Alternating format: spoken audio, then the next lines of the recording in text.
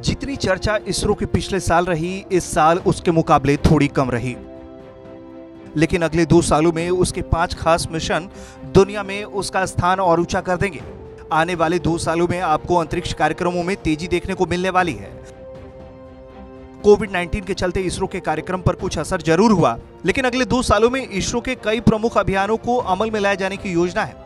इस समय इसरो के कार्यक्रम में सबसे पहले RISAT 1A का लॉन्चिंग है, रडार इमेजिंग सैटेलाइट 1A।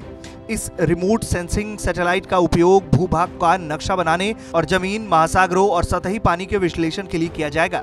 इसके अलावा यह जमीन में नमी की स्थिति का भी जायजा ले सकेगा। यह अपनी श्रेणी का 6ठा सैटेलाइट होगा। इसे अगले साल की शुरुआत में लॉन्च किया जाएगा। पिछले साल चंद्रयान 2 की चंद्रमा पर रोवर लैंडिंग सफल नहीं रही, लेकिन इसरो ने हार नहीं मानी है। चंद्रयान 2 का ऑर्बिटर सही काम कर रहा है, लेकिन इस बार इसरो चंद्रयान 3 के जरिए चंद्रमा पर रोवर पहुंचाने की पूरी तैयारी में है। अगले साल की शुरुआत में ही इसरो इसे सफलतापूर्वक पहुंचाने की तैयारी कर रहा है।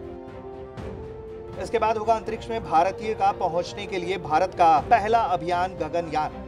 इसकी तैयारी जोरों से चल रही है। 5 वायुसेना के पायलटों का चयन हो चुका है, जिनमें 1 से 3 को अंतरिक्ष में जाने का मौका मिलेगा। गगनयान भारत का पहला ह्यूमन स्पेस फ्लाइट प्रोग्राम होगा। इसे दिसंबर 2021 में लॉन्च किया जाएगा, जिसमें भारतीय अंतरिक्ष यात्री 7 दिनों के लिए अंतरिक्ष में रहेंगे। इस मिशन से पहले के परीक्षण और लॉन्च दिसंबर 2020 और 2021 को किए जाएंगे। अगला है आदित्य L1।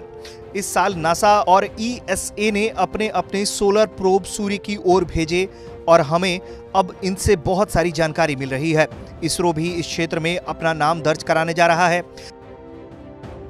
इसरो का आदित्य L1 पहला भारतीय सोलर कोरोनाग्राफ स्पेसक्राफ्ट मिशन होगा, जो सूर्य के कोरोना का अध्ययन करने के लिए जनवरी 2022 में लॉन्च किया जाएगा।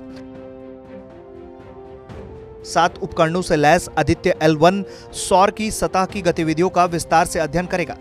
इसके अलावा इसरो नासा के साथ मिलकर NASA ISRO synthetic aperture radar नाम का संयुक्त अभियान करेगा। यह पृथ्वी के ऑब्जर्वेशन क्लास में पहले dual frequency synthetic aperture radar होगा। यह दुनिया का सबसे महंगा अर्थ इमेजिंग सैटेलाइट होगा। इसकी भारत से ही लॉन्चिंग सितंबर 2022 को होगी। ये साल अंतरिक्ष से जुड़ी काफी चीजों को लेकर चर्चा में रहा है। इस साल अब तक अमेरिकी स्पेस एजेंसी और यूरोपीय स्पेस एजेंसी के अलावा कई देशों ने अंतरिक्ष क्षेत्र के संबंध में नए काम किए हैं।